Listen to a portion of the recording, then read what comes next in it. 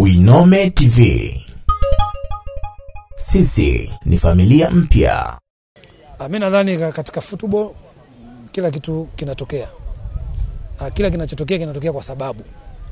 Inawezekana ni sababu Mungu anataka tufungwe ili tukashinde mechi zinazofuata.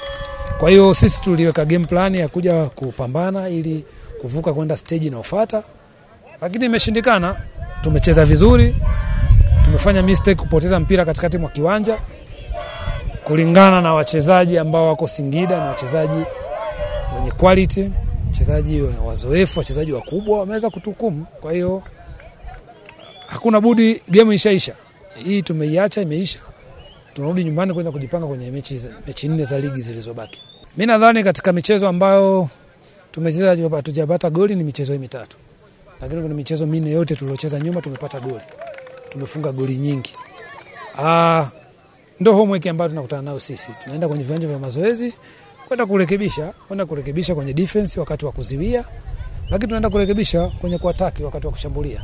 Kwa hiyo mimi nadhani mpira kila siku makosa yanatofautiana. Game hii mtafanya makosa haya, game ijayo mtafanya makosa mengine. Kwa hiyo wakati mnarekebisha hili ambalo lilitokea kwenye game iliyoisha, kuna jipya linaenda kutokea kwenye mechi inayofuata. Kwa hiyo ndio kazi ya coaching, tutaenda kurekebisha baadhi ya makosa ambayo yametokea kwenye hii michezo 3 kuhakikisha kwenye mechi ambazo zinazokuja tuweze kupata matokeo.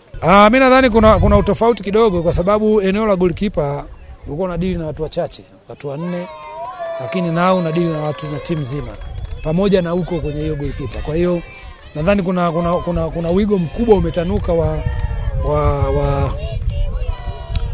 maono kufanya, lakini kuongoza. Kwa hiyo mimi nadhani, lakini ni nafasi nzuri kwa sababu sio ngeni kwa sababu nimefundisha timu za vijana za KMC, nimefundisha timu za vijana. Kwa hiyo mimi nadhani tunatakiwa tuendelee kugeni hiyo experience ambayo tunaipata sasa. Tujiamini, ni watu ambao tunaweza.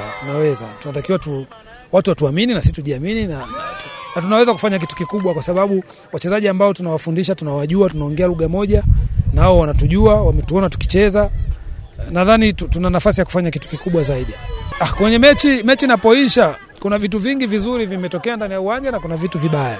Kwa hiyo mechi inapoisha mna discuss 1-2 yale mazuri, yale mabaya kabla akili haijaenda kupumzika mkasahau baadhi ya vitu. Kwa hiyo ilikuwa ni nafasi nzuri ya kukumbushana yale mazuri ambayo yametokea kwenye mchezo na yale mabaya, ili tukirudi kwenye viwanja vya mazoezi tunaweza kwenda kutengeneza session ambazo kwenda kurekebisha yale ambayo yametokea.